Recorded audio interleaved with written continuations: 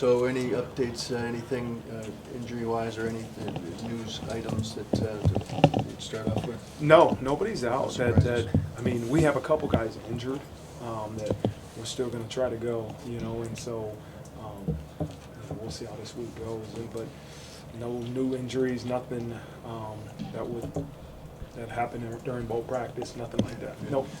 The couple of guys who may or may not, can you say who those are, or is it new people? I'd probably be able to tell you. Do we have a midweek, a late week? You're Thursday. Yeah.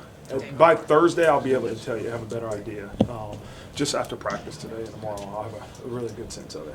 Do you have an idea how the quarterback, how that will be divvied up? Will Tyler start the game? Yeah. Right now, that'll probably be the plan. Go with Tyler with the ones, and both of them have been running with the Tyler and Steve have been playing with the ones. Have gotten reps with the ones this week during bowl prep, but as we get down here, get closer in the game time on the depth chart, Tyler will be the one with the ones, and then Steve and Joey be with the twos, Ron Paul's with the three. How has Tyler looked this month? He's done great. He's progressing from not playing football for so many weeks. Every day he gets better and better, and his decision making and really just getting back there and having live reps. Obviously, he's not getting hit. He's in the red. Our quarterbacks are all in the red, but to have him out there getting live reps has been really good. Lorenzo Styles had a big bowl game last year. What have you kind of seen from him this month? He's been great. Just again, a lot of those guys have been getting a lot of good reps. From Lorenzo Styles and all those wide receivers. He's had a really good bowl prep. I think we've gotten 10 practices in before we've gotten down here, and he's done some good things in practice. And then bowl prep wise, did you find any differences or do any differences compared to last year when you were kind of taking the job over?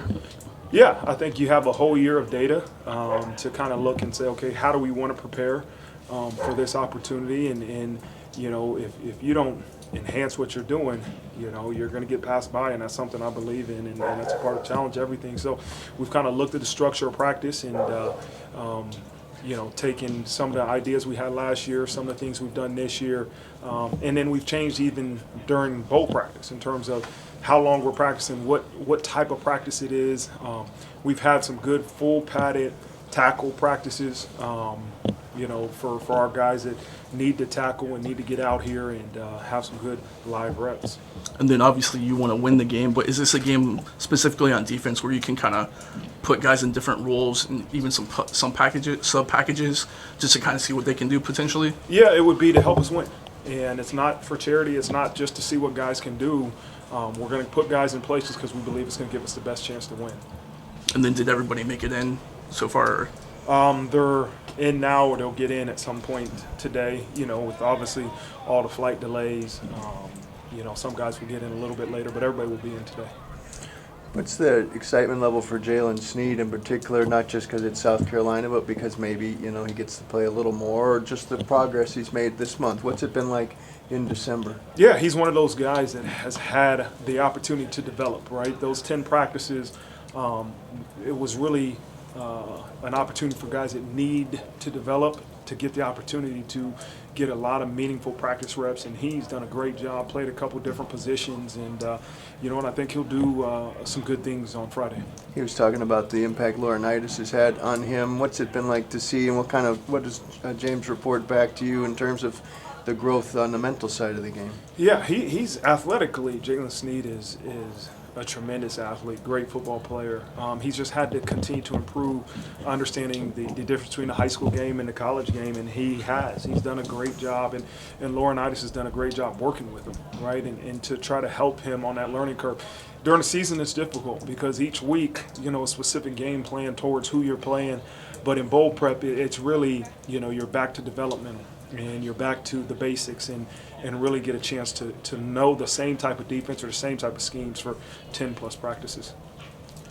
Are you able to talk about the transfers that are coming in that we haven't talked about? I guess you guys have announced Kaleb Smith, and the two special teamers are interesting guys.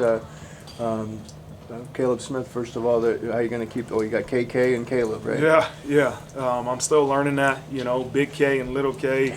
One's KK. I don't know which one's KK yet, and which one's Big K and Little K, but Kaleb Smith, obviously from Virginia Tech, is he's going to be a huge addition to our offense, to that wide receivers room. A guy that comes with experience, with game experience, but also brings the length, the size that will be an addition to that room, a sense of maturity. I'm excited for him to get here and what he can do. And the new kicker and punter that you got through the portal, Mace finds those guys. Yeah, Brian does a great job, man, in really identifying those guys and be able to connect with them and get them here. Those are positions of need, you know. Those are valuable positions that we know with Sott and Groupie both being seniors are going to be leaving, and to bring in a punter that has game experience, you know, is going to be valuable to really to have a competition in that room. And then, you know, for the kicking, the chance to bring in a kicker that has had one of the strongest legs in college football, he really will bring a huge dynamic to our special teams units that we need to win championships. Anything else? A couple of the guys were talking about how when the players only watch film, let's say, and the coaches are out of the room, and the younger guys feel more comfortable maybe in asking what might seem like a silly question.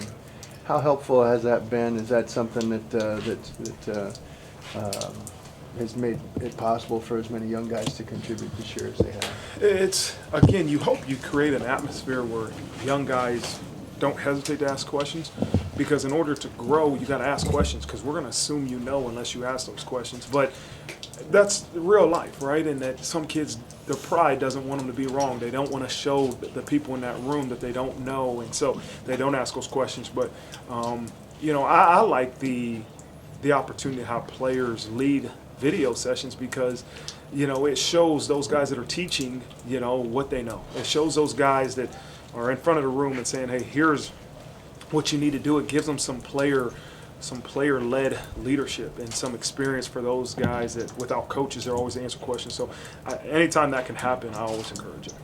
All right.